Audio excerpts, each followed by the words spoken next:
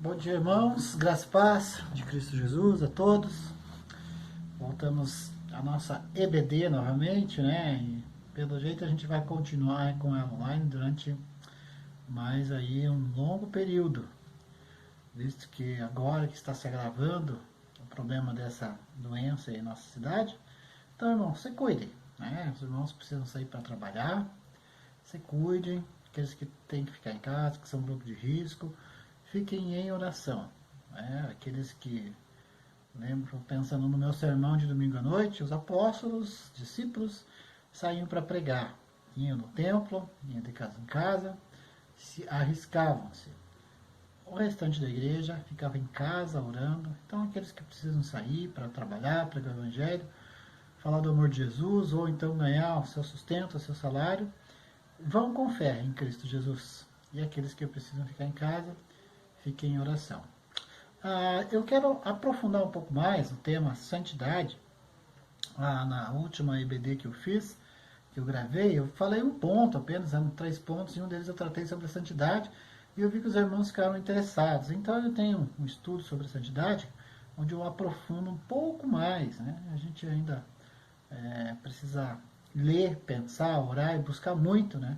Porque a palavra do Senhor nos dá um mandamento, uma ordem: sede santos, porque eu sou santo. Esse é o mandamento que está tanto no Velho quanto no Novo Testamento. Algo para a gente não dizer que santidade era só uma exigência do Velho Testamento, né?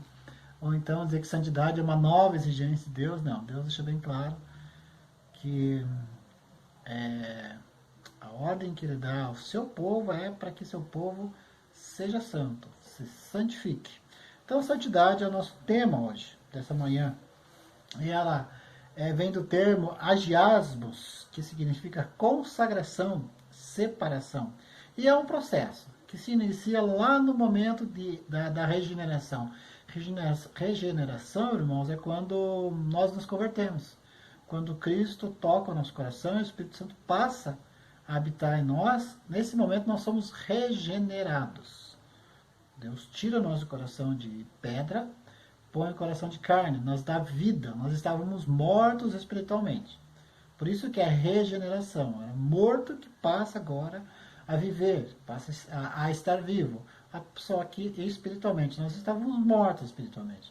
Não tínhamos acesso a Deus. No momento da regeneração, no momento em que você recebeu o Senhor Jesus Cristo como teu Senhor e Salvador, o Espírito Santo passou a morar dentro de você e te deu vida. Nesse momento é que nós chamamos de regeneração. E então a santidade, ela inicia-se nesse momento da regeneração e ela vai concretizando-se no indivíduo, em nós, nos crentes, pela nossa transformação moral. É um aperfeiçoamento e é uma obra do Espírito Santo que torna aí o crente dedicado e torna o crente cada vez mais santo. Porque, queridos irmãos, santidade é uma condição de ser aceito por Deus, porque Ele é santo. Hebreus 12, 14 nos diz: segui a paz com todos e a santificação, sem a qual ninguém verá o Senhor. E também 1 Pedro 15, 1 Pedro 1, 15, versículos 15 e versículo 16. Pelo contrário, segundo é santo aquele que vos chamou, tornai-vos santos também, vós mesmos, em todo o vosso procedimento, porque está escrito: sede santos, porque eu sou santo. Então Pedro está aqui citando lá o Velho Testamento: sede santos, porque Deus é santo, porque eu sou santo, diz o Senhor. E tornai-vos santos em todo o vosso procedimento. Então a santidade tem impulso inicial no momento da nossa conversão e continua durante aí a nossa vida toda, até atingir a perfeição no ato de glorificação, no ato em que o Senhor nos toma para Ele. Como no caso de Elias, quando o Senhor o toma e o leva, naquele momento o Senhor o santifica, porque ninguém entra na presença de Deus, nos céus, na casa do Senhor, sem ter sido completamente transformado. Então, meus irmãos, é algo que nós devemos encaminhar e buscar. Nessa vida, no entanto, a santificação ela nunca vai ser completa, porque só na glória que o homem estará completamente livre do pecado. Mas o pecado não nos derrota mais aqui, porque ele já não tem mais domínio sobre nós. Romanos 6, 11 a 14 nos diz isso. Então, queridos, santificar no Velho Testamento, né, vamos passar um pouquinho, falar um pouquinho do Velho Testamento, um pouquinho do Novo Testamento, e a santificação na igreja atual. Santificar vem do termo Kadash, derivado de Gadosh. Esses nomes complicados, né? Às vezes a gente fala uns nomes um pouco difíceis, mas são termos aí, queridos irmãos, que são bem conhecidos, traduzidos para o nosso idioma, que significa brilhar, que se harmoniza com pureza. Então a raiz da palavra santidade, ela vem lá de Kadosh, Kadash, né, do hebraico, que é brilhar, que se harmoniza com pureza. Ou santidade, cortar, que traz a ideia então de separação. É o que Deus fez quando retirou o povo hebreu do Egito. O seu desejo era fazer para ele um povo separado, com classe sacerdotal e com nação santa.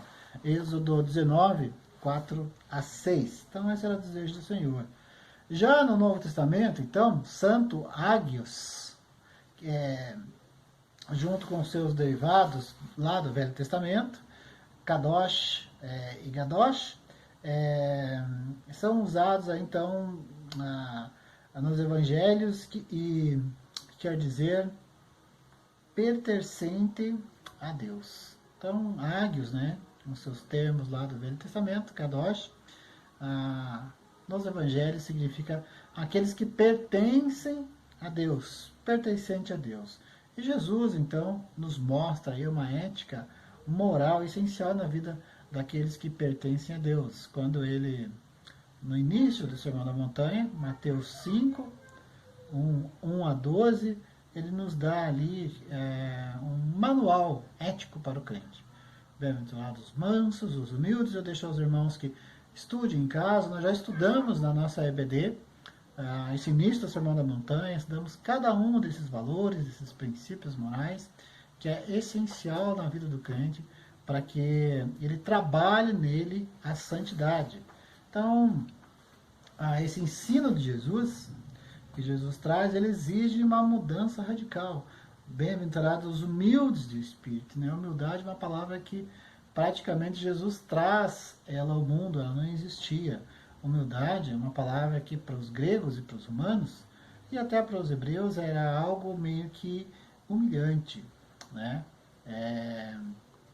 Então esse ensino de Jesus, ele se difere dos demais, e o objetivo desse ensino é a glória de Deus. Santifique-se para que Deus seja glorificado em sua vida. Não é para a glória humana, né? Não é para a glória do homem. Então, além de ensinar o que deve ser feito, Jesus dá aos seus discípulos uma série de vícios, uma lista de vícios a serem então abandonados, tais como a hipocrisia, que é algo que ele condena ferozmente, né, nos religiosos do seu tempo, a retaliação, a censura, a ira e a vingança. Então, nós podemos dizer que nos evangelhos, o processo de santificação visa as atitudes da mente, uma mudança de mente. Tá?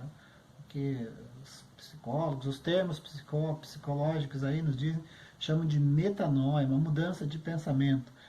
Já nos textos paulinos, a santificação é resultado do que Deus faz no interior do crente, uma combinação de atividade divina com o esforço humano. 1 Coríntios, deixa eu ler esse texto com os irmãos, 1 Coríntios 1, procure aí na sua Bíblia, enquanto eu procuro aqui na minha, 1 Coríntios 1, 10, 30, 31.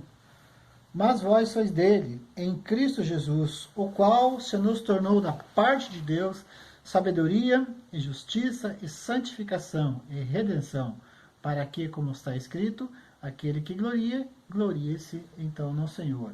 Então, para Paulo, a santificação é o resultado do que Deus faz no interior do crente e uma combinação da ação de Deus com o esforço humano.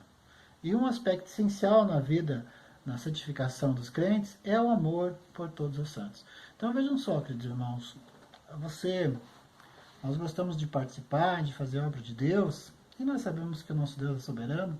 No entanto, nessa tarefa de santificação, nós participamos, né? Nós lutamos contra o pecado, nós lutamos para nos tornar puro, lutamos para ter uma vida mais ética, mais justa, mais santa, mais digna.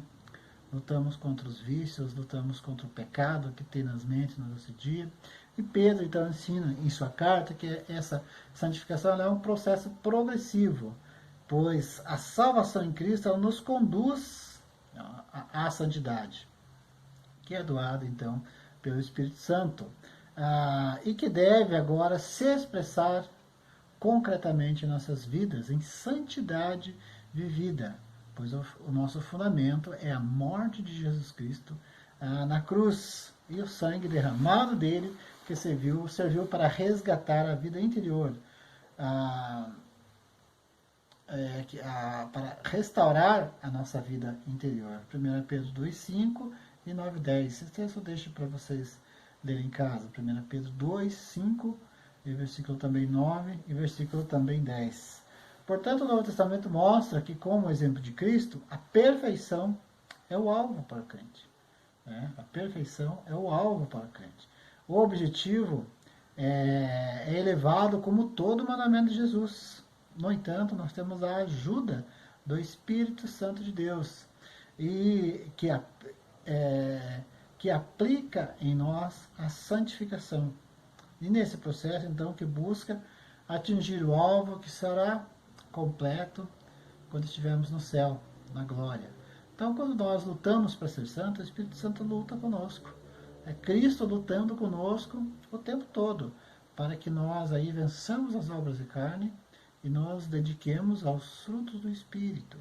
Amor, paz, longanimidade, benignidade, mansidão, alegria e fé e santidade. Então, queridos irmãos, dediquem-se a essas coisas e fujam dos vícios, fujam das coisas perversas. Então, alguns aspectos da santificação é ser semelhante a Cristo. Quando Deus fala, sede santos, porque eu sou santo, o Senhor está falando, olha, seja igual a eu, seja como eu sou.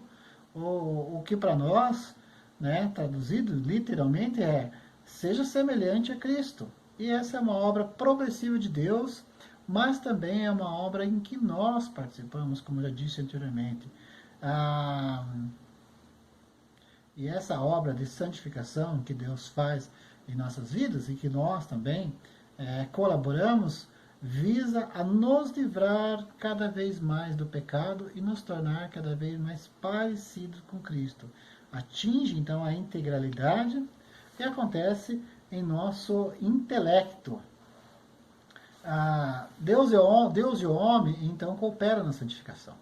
Talvez vocês escandalizem um pouco, né, com essa afirmação, mas da santificação Deus e o homem cooperam. É o único momento que o homem coopera com Deus na obra de mudança da sua vida. Né? Veja que Deus já salvou, ele inicia seu processo de santificação.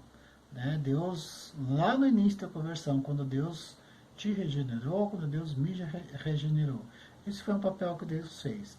Agora, buscar ter uma vida santa, queridos irmãos, isso é responsabilidade nossa. Nós não podemos pecar e culpar a Deus por termos pecado. É nossa responsabilidade. Então, Deus e o homem cooperam na santificação. Claro que com papéis específicos, não iguais. Nós, homens, cooperamos como no papel de filhos. Nessa reunião de oração, na sexta-feira, a gente debatia, conversava um pouco sobre isso, e a Silvia deu um exemplo excelente, né, que Deus vê o seu filho crescendo, em determinado momento ele deixa o filho dar passo sozinho, né?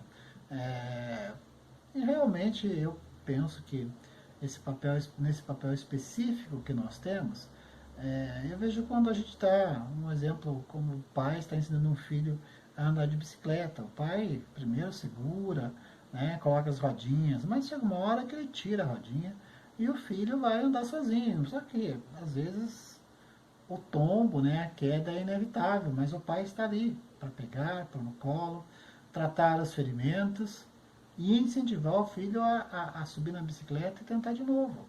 Né? Então, essa eu sei que é uma ilustração até um pouco pobre, né, da nossa participação na santidade, né, e da ação de Deus em nossa santidade, mas o Senhor, muitas vezes, queridos irmãos, está ao nosso lado, está conosco, e deixa que tomemos algumas decisões sozinha, deixa que digamos não ao pecado, ou então digamos sim ao pecado, né? Porque nesse papel aí de santificação, nós temos a participação. O Senhor Deus nos dá a graça de participar. No entanto, apesar do papel do homem ser passivo, não pode transferir a operação apenas a Deus. Né? Então nós não podemos deixar o papel da santificação apenas com Deus. Não podemos ser negligentes e preguiçosos. Né? Nós não podemos transferir a nossa responsabilidade de decisão para Deus. O nosso papel ativo é lutar pela obediência. É um mandamento, lembre-se. Sede santos, porque eu sou santo. É um mandamento. E todo mandamento nós devemos então conhecer e cumprir, e fazer, e agir, né? Como os outros mandamentos que o Senhor nos dá. Deixo mais um texto para vocês lerem com relação a isso, ou melhor, eu vou ler esse texto para nós, Filipenses 2, procurem aí comigo, saudades do tempo que nós procurávamos né, na nossa EBD, os versículos bíblicos, e eu sempre pedia para alguém ler, né? Esse era um momento desse que eu certamente ia pedir para alguém ler. Abre lá em Filipenses 2, 12 a 16, e aí alguém sempre abria lá rápido e lia, né? Essas participações que uma EBD online não proporciona para nós, né? A EBD na igreja presencial, ela nos proporciona esses momentos de riqueza, quando a gente pode então participar, mas participe, abra sua Bíblia aí, Filipenses 2, 12 a 16, diz assim: Assim, pois, amados meus, como sempre obedecestes, não só na minha presença, porém muito mais agora, na minha ausência, desenvolvei a vossa salvação com temor e tremor, porque Deus é quem efetua vós tanto o querer como o realizar, segundo a sua boa vontade. Fazei tudo sem murmurações, nem contendas, para que vos torneis irrepreensíveis, sinceros, filhos de Deus, inculpáveis no meio de uma geração pervertida e corrupta, na qual resplandeceis como luzeiros do mundo, preservando a palavra da vida, para que no dia de Cristo eu me glorie de que não corri em vão, nem que me esforcei inutilmente. Então, o nosso papel é lutar, né? E principalmente nesses dias que o mundo sempre esteve em trevas, mas hoje o mundo está com densas trevas. As trevas estão visíveis no mundo. E nós, queridos irmãos, temos um papel que precisa ser ativo no mundo nesse momento. Ativo. Busque a sua santificação pessoal e haja, porque o mundo precisa de luz. O mundo precisa de luz. Como Paulo diz aqui, desenvolver a vossa salvação, ele diz, para que vos torneis irrepreensíveis, sinceros, filhos de Deus, inculpáveis em meio a uma geração pervertida e corrupta, na qual resplandeceis como luzeiros do mundo. Ou seja, precisamos ser luz em meio a uma geração que está perdida, que está em trevas, que está corrompida, que está pervertida. Nós precisamos ser luz. E como seremos luz? Sendo parecidos com Cristo. Ser santos, porque eu sou santo. Nos tornando semelhantes a Jesus Cristo. E a Escritura ela demonstra que Deus, então, instituiu Cristo como padrão e exemplo do qual nós devemos Bom, queridos irmãos, retomando aqui, tivemos um probleminha técnico aqui com a nossa câmera do celular, mas retomando, como eu vinha dizendo, então Cristo, ele é o modelo para que nós aí, então, usemos como exemplo para nos tornarmos santos. Ele é o nosso modelo de vida. Aí a Escritura demonstra, então, que Deus instituiu a Cristo como padrão e exemplo, então, que devemos nos amoldar. E eles deixam alguns meios para nós, que são os sacramentos, que são símbolos de verdades expressas na palavra de Deus. Né? Então, os sacramentos, o batismo, a Santa Ceia e outras verdades expressas na palavra de Deus, a oração e a fé. A igreja, então, da pós-modernidade, ou então a sociedade, melhor dizendo, na sociedade na pós-modernidade, disse, então, que não há verdades absolutas, que cada um crê naquilo que gosta. Esse é o nosso aqui contexto, do nosso mundo contemporâneo. E o cenário em qual a igreja tem que pregar, a qual a igreja vive. A sociedade que rejeita o absoluto, principalmente a verdade. E a moralidade, ela não é mais um princípio uniforme. Né? O padrão moral da sociedade está muito diferente do padrão bíblico. E nós, então, precisamos aí do que na teologia nós chamamos de ortodoxia, aliado a uma ortopraxia. Ou seja, ortodoxia, uma doutrina correta. Ortopraxia, a prática correta dessa doutrina. Então nós precisamos conhecer a doutrina da santidade, né, que seria a ortodoxia, esse conhecimento correto da doutrina, que é que nós precisamos temos como exemplo para a nossa conduta Deus, o próprio Cristo Jesus, aliado a uma ortopraxia, né, que aí é vivermos como Cristo viveu. Conhecermos as obras de Cristo e praticarmos as obras de Cristo. Né? Sermos como Ele. Ele é o nosso exemplo. A igreja ela não pode abandonar a sua doutrina e nem a sua autoridade moral. Nós não podemos nos ajustar aos ensinos e exigências que o mercado hoje traz para nós. Nós precisamos pregar com convicção que o pecado continua sendo pecado e que a salvação é só através da cruz de Cristo Jesus. Nós precisamos ter essa convicção quando vamos pregar a palavra de Deus. A igreja do mundo pós-moderno precisa buscar com mais zelo e urgência os meios de santificação usados pelo Espírito Santo de Deus. Então, a igreja, nós precisamos buscar aí com mais zelo e urgência os meios de santificação que são usados pelo Espírito Santo de Deus. A palavra de Deus, por isso que é importante a IBD, conhecer a palavra de Deus, embora aqui a nossa estudo seja rápido, né? Mas conhecer a palavra de Deus, se aprofunde nesse tema santificação, conhecer e praticar os sacramentos, participar dos sacramentos. É triste que nós não possamos tomar a Santa Ceia, nos juntarmos, nos unirmos, mas com fé cremos em Deus que logo voltaremos a fazer isso. Quando voltarmos a tomarmos a Santa Ceia novamente, dê muito valor a isso, algo que nós fazemos todos o primeiro domingo do mês, como se fosse algo tão simples e comum e que nos foi tirado nesses dias. Precisamos valorizar mais esse momento de Santa Ceia em comunhão, a igreja unida, todos juntos, né, na casa de Deus, tomando a ceia do Senhor. E a nossa fé. Né? A fé ela é um meio de santificação. E também, queridos irmãos, o que para mim, junto com a palavra do Senhor, é um dos mais importantes, é a oração. Precisamos orar. Precisamos conhecer o nosso Deus, conhecer o nosso Pai, ter tempo de oração com o nosso Deus, para aprendermos dele qual é a conduta que ele quer de nós. Então, queridos irmãos, os meios aí que o Espírito Santo de Deus nos deixa e nos ensina a usar e usa em nós é a palavra de Deus, o uso correto dos sacramentos, a nossa fé e a nossa vida de oração. Que Deus te abençoe, que você tenha um excelente domingo, que a graça do Senhor esteja sobre você. Vamos orar? Santo Deus, amado Pai, em nome de Jesus, Deus, nós rogamos ao Senhor, Pai, porque só o Senhor é santo, só o Senhor é digno, só o Senhor é justo. Rogamos ao Senhor que nos deu, Pai, mais um dia do Senhor, mais um domingo, Pai. Louvamos ao Senhor por termos o privilégio de aprender a sua palavra, Deus. E nos entristecemos, Pai, por não termos a oportunidade, Deus, de nos encontrarmos na sua casa hoje, Pai, na nossa casa hoje. mas sabemos, Pai, que todas as coisas cooperam para o bem daqueles que amam a Deus e são chamados segundo os seus propósitos.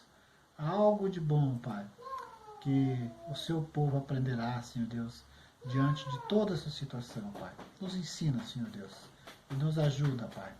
Essa é a nossa oração em nome de Jesus. Amém. Deus os abençoe, irmãos. Até a noite com o nosso culto.